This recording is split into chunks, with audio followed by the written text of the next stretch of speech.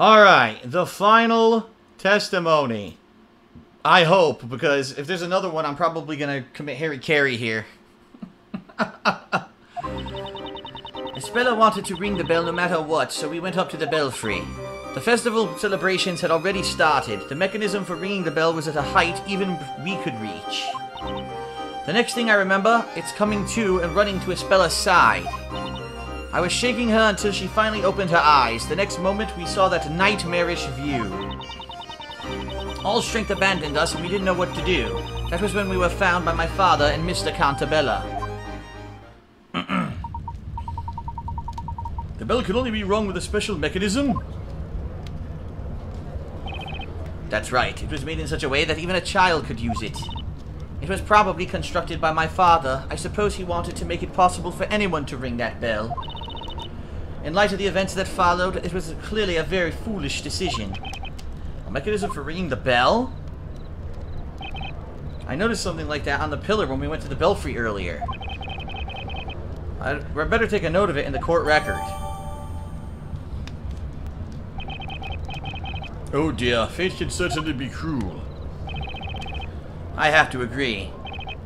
If only we had not discovered those ruins and brought that bell to our town, or if we had deciphered those ancient writings a little earlier. Moreover, if only the groundwater in this area didn't cause that strange condition. Unfortunately, Mr. Cantabella, the tragedy occurred. All that remains for us to do is to seek out the truth. Not for the sake of vengeance, but for the sake of the future. Mr. Wright? Yes? You have been fighting fiercely to uncover the truth. This is the final interrogation. I trust you know what to do. Leave it to me. To be honest, I have no idea what lies ahead, but whatever it is, there's no question we need to get to the bottom of it. There's got to be a light at the end of this tunnel. Jesus. There better be. Better not be a big gaping anus at the end of this tunnel. Alright, so let's press her on Espella wanting to ring the bell. Actually, no, let's fucking save. How about that?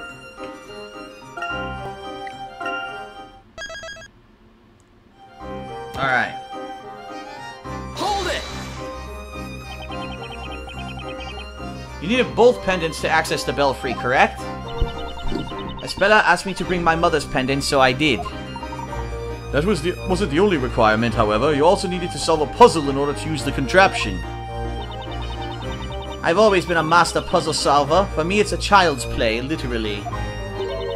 She solved it when she was a little girl. What's your excuse, Nick? Hey, I have different talents. Espella and Eve were best friends at the time.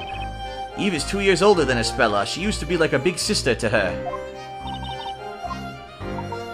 So the two of you went to the belfry. What happened next?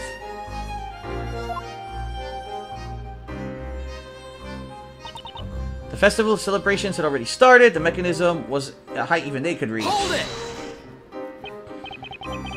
So even a little girl could ring the bell? Yes, easily. I intended to make it so that the bell would only be rung on special occasions. That's exactly why I put that puzzle in place, to restrict access.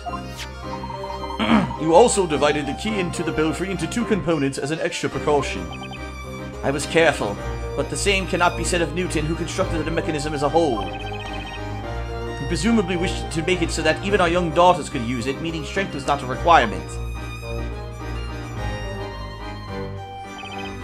And that became his undoing. By the way, how old were the girls at that time? Espella was 6 and Eve was 8. I see. That mechanism was the last thing I saw before falling unconscious. And then... the next thing I remember is coming to and running to Espella's side. Hold it!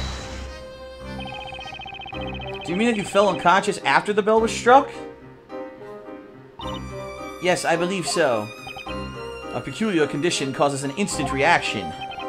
The brain probably doesn't even have time to register the sound before consciousness is lost.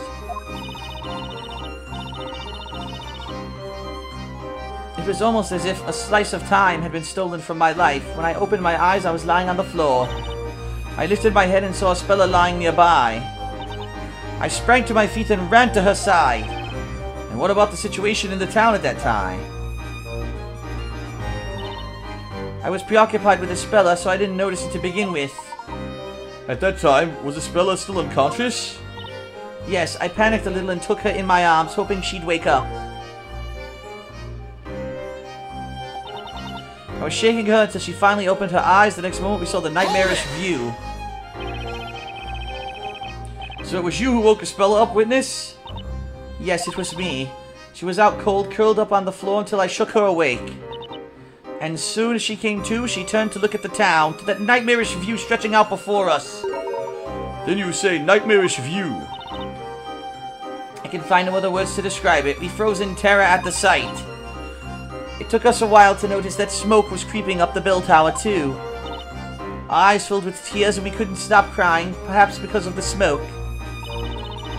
The town seemed like the fire dragon's playground. I was trembling with terror unlike anything I've known before. Dear me, merely imagining it now raises the hairs on my beard. All strength abandoned us, we didn't know what to do. That was when we were found by my father and Mr. Cantabella. Hold it! You didn't leave the belfry until their arrival? Of course not. We were paralyzed with fear. It was an event so traumatizing it still haunts us. Espella fainted again when she saw the fire dragon. I was crying and wailing until our fathers found us. We went to the bell tower and it was a good vantage point. We weren't expecting to find our daughters there. Of course, neither suspected at that point that a disaster had been caused by the Bell of Ruin. Eve was in tears, sobbing violently. As for Espella, she was in a daze. Her face frozen in an expression of disbelief. She didn't know what was happening around her. I cannot say this with certainty, as my memories are a little vague. But I think I was trying to protect her. Hang on! Mr. Cantabella. I remember that very well, as if it happened yesterday. Cantabella?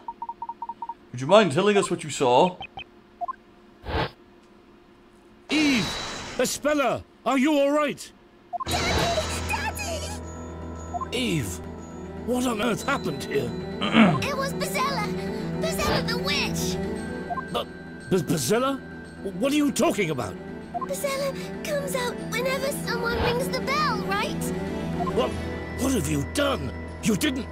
Oh, please, Mr. Cantabella, don't be angry at Espella.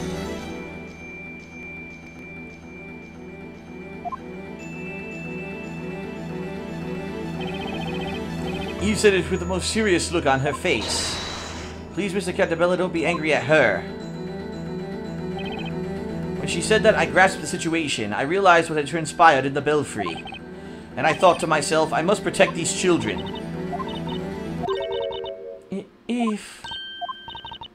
I'm so sorry, Eve. Espella? Espella, sweetie. Dad, please forgive me. You've done all this for me. Espella, you're with us again. All this for me. Well, well. At last it would appear we are one step away from the truth. Professor, you seem to already know what that truth is. Do I? That remains to be seen. Continue the interrogation and we shall all know soon enough. Very well, the court agrees with Inquisitor Layton. Witness, continue your testimony. As you wish.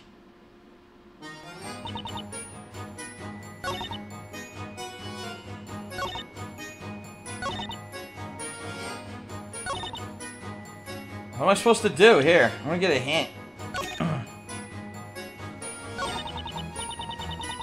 Press. I already did. Oh, I have to press again. Hold it! Okay, same thing. Whoa! Okay, Espella woke up, so now we can ask Espella. Okay, here we go.